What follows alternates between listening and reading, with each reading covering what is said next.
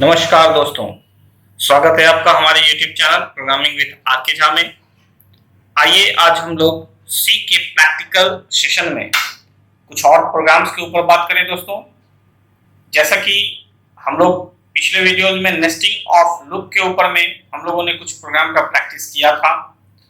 हम चाहते हैं कि हम आपके लिए और भी कुछ program, interesting programs nesting of loop के ऊपर कुछ आपके साथ और शेयर करें, ताकि उन प्रोग्राम्स को एग्जीक्यूट करने के बाद आपको और भी अच्छा लगे और लगे कि हमने कुछ प्रोग्राम्स किया है और आपका इंटरेस्ट। ये प्रोग्राम बेसिकली बिगिनर्स प्रोग्रामर्स के लिए बहुत हेल्पफुल होगा। बिगिनर्स प्रोग्रामर्स के प्रोग्रामिंग में इंटरेस्ट को क्रिएट करने के लिए, जनरेट करने के लिए हमारा ये प्रोग्राम बहुत हेल्पफुल होगा और उन्हें लगेगा कि नेस्टिंग ऑफ लूप के माध्यम से इस तरीके के प्रोग्राम्स को अचीव किया जा सकता है। तो आइए सी के इस प्रैक्टिकल सेशन में हम लोग प्रोग्राम्स के ऊपर बात करेंगे। तो फिर से स्वागत करते हैं आप सभी का और एक निवेदन करेंगे कि अगर अभी तक आप लोग हमारे चैनल के साथ नहीं जुड़ पाए हैं तो प्लीज सब्सक्राइब करें, वीडियो लाइक करें, शेयर करें और कमेंट्स करके हमें जरूर बताएं दोस्तों। आइए सबसे पहले हम लोग टर्बो C3 के एडिटर्स को ओपन कर लेंगे दोस्तों। तो ये हमने टर्बो C3 का एडिटर ओपन कर लिया। हम किस प्रोग्राम को अचीव करने जा रहे हैं उसके लिए क्वेश्चन हम आपके इसी एडिटर में एज ए कमेंट्स राइट करेंगे। उसके बाद चलिए हम क्या अचीव करने के लिए प्रोग्राम बना रहे हैं इस पर हम आपसे बात करेंगे। एक क्वेश्चन हमने लिखा कि write a program to print the table in English format from to users choice। तो दोस्तों क्वेश्चन हमने आपके लिए तैयार किया कि write a program to print the table in English format from to users choice. English format table का मतलब कि जैसे इंग्लिश मीडियम में टेबल को 2 into 1 equal to 2, 2 into 2 equal to 4 लिखा जाता है, उसी तरीके से हमें आउटपुट जनरेट करने हैं, जिसे हम लोग इंग्लिश फॉर्मेट टेबल का कहते हैं। दूसरी बात कि हमारा प्रोग्राम वर्किंग कैसे करेगा। प्रोग्राम को रन करने के बाद 2 का टेबल बाय डिफॉल्ट प्रिंटेड हो, यानी फर्स्ट टाइम ऑटोमेटिक 2 का टेबल आएगा। उसके बाद यूजर्स चॉइस है, यानी यूजर से पूछा जाएगा कंटिन्यू आप होना चाहते हैं, यस और नो। अगर यस प्रेस किया जाए तो 2 के बाद अपने आप 3 का, फिर यूजर से पूछा जाए कंटिन्यू होना चाहते हैं, यस तो फिर 4 का, फिर 5 का, फिर 6 का। इस तरह से ये प्रोग्राम तब तक नेक्स्ट नंबर का टेबल जनरेट करेगा जब तक यूजर यस में ऑप्शंस देगा। अगर नो प्रेस कर दिया जाए तो फिर प्रोग्राम टर्मिनेट हो जाए। इस प्रोग्राम को हम लोग अचीव करने जा रहे हैं। तो चलिए शुरुआत करते हैं प्रोग्राम का। जैसा कि हम लोग प्रोग्राम लिखते हैं #include stdio.h। आइए हमने प्रोग्राम लिखा conio.h void main। ओके,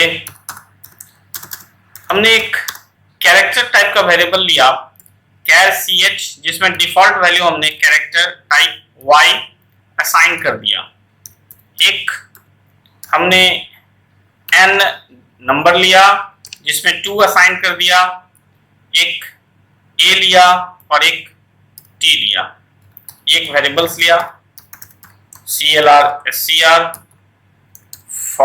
हमने यहाँ पे एक while लूप चलाया जिसमें while जब तक ch equal to small y और ch equal to capital Y पर कंडीशन हमने सेट कर दिया।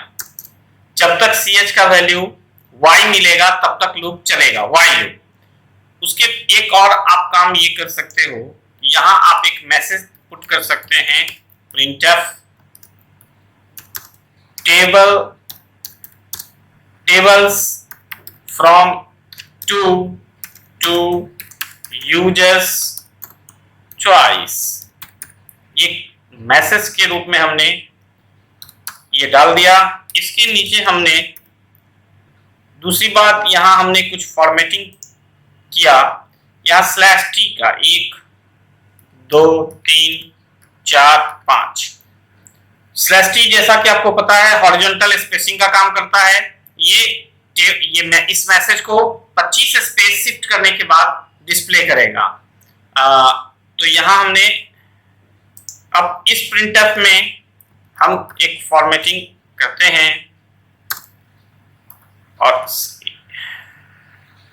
फिर 1 2 3 4 5 और यहाँ हम इसे मैसेज को अंडरलाइन कर देते हैं।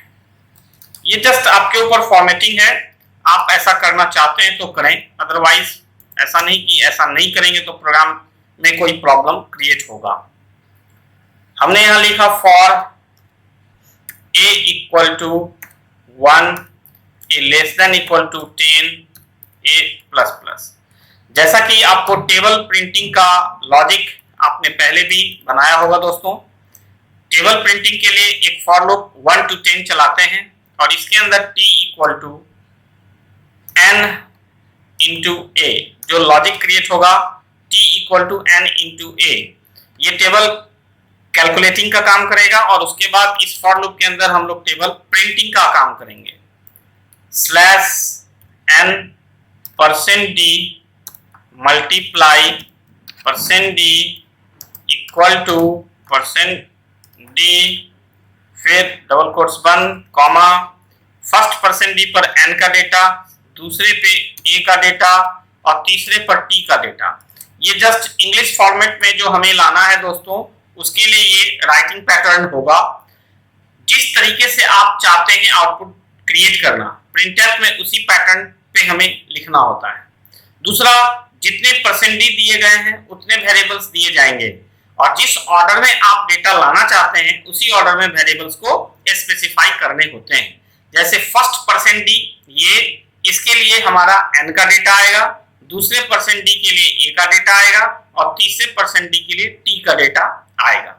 इसके बाद हम प्रिंटफ यूजर को मैसेज देंगे। 2 लाइन आप ब्रेक कर सकते हैं, सॉरी यहाँ आप 2 लाइन ब्रेक करके यूजर को पूछ सकते हैं कंटिन्यू। शॉर्टकट मैसेज के रूप में सिर्फ कंटिन्यू लिख सकते हैं। लंबा मैसेज देना चाहते हैं तो आप लिख सकते हैं do you want to continue.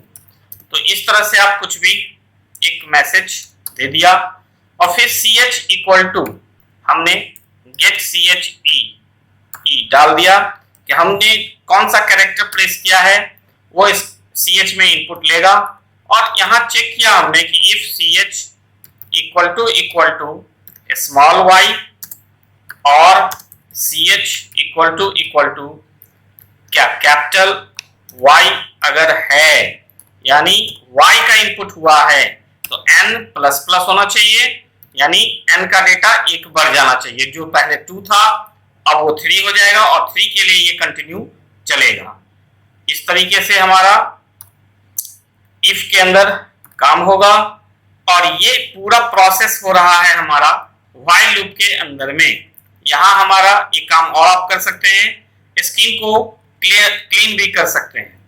तो ऊपर से जो हमने ये कुछ मैसेजेस लिखे हैं CLR SCR के बाद ये 3 लाइन, इस 3 लाइन को फिर से हर डेटा के साथ आने के लिए आप कॉपी करके इसे आप इस इफ के अंदर n++ होने के बाद उसको आप पेस्ट कर दीजिए।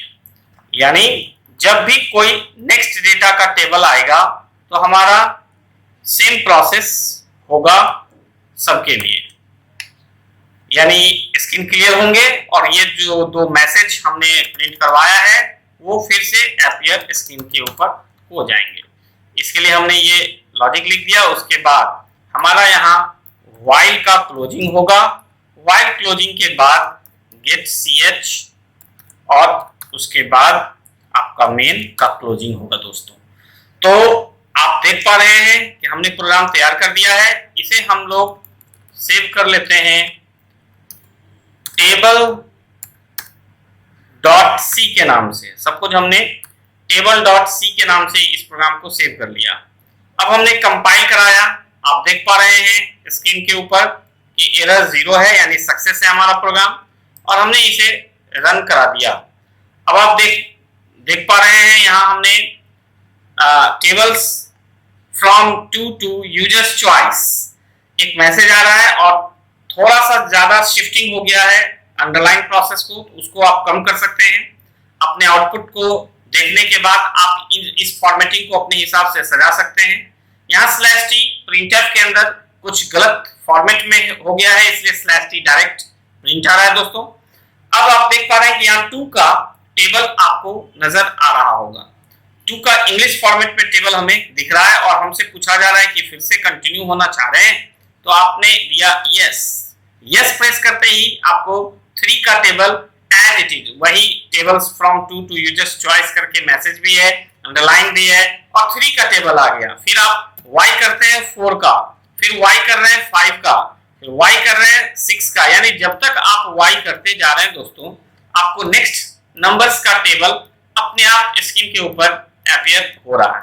अगर आप चाहते हैं कि हमें अब आगे का टेबल्स नहीं देखना, आप एंड प्रेस कर देंगे और एंटर की प्रेस करेंगे। देखिए आपका प्रोग्राम टर्मिनेट कर गया, और इस तरीके से हमने इस प्रोग्राम को अचीव कर लिया दोस्तों। तो ये आपका टेबल्स क्रिएशंस का प्रोग्राम हुआ, जो कि नेस्टिंग ऑफ लूप के थ्रू हमने बनाया है। और इस तरह का कोई भी काम दोस्तों नेस्टिंग ऑफ लूप के ऊपर ही हो सकता है, यानी एक प्रोसेस एक लूप के अंदर, यानी एक लूप का प्रोसेस दूसरे लूप के अंदर हमें डालने का जरूरत पड़ रहा है इनफैक्ट, तो ये ऑब्वियसली हमारा नेस्टिंग ऑफ लूप का क्वेश्चन हो जाएगा। इस तरीके से हम लोगों ने इसे अचीव किया है। तो आप इसे आपको टेलीग्राम के माध्यम से भी नोट्स को शेयर कर दिया जाएगा दोस्तों। उम्मीद है कि आप अब इस प्रोग्राम और इसके आउटपुट को देख करके एंजॉय करेंगे, और नेस्टिंग ऑफ लूप के ऊपर में इस तरीके से ढेर सारे प्रोग्राम्स का प्रैक्टिस आप कर सकते हैं और अपने आप में कॉन्फिडेंस ला सकते हैं। तो उम्मीद करते हैं आज का वीडियो आपको पसंद आया होगा दोस्तों। मिलते हैं नेक्स्ट वीडियो में। स्वस्थ रहें, सुरक्षित रहें। आज की इस वीडियो से विदा लेते हुए थैंक यू, धन्यवाद।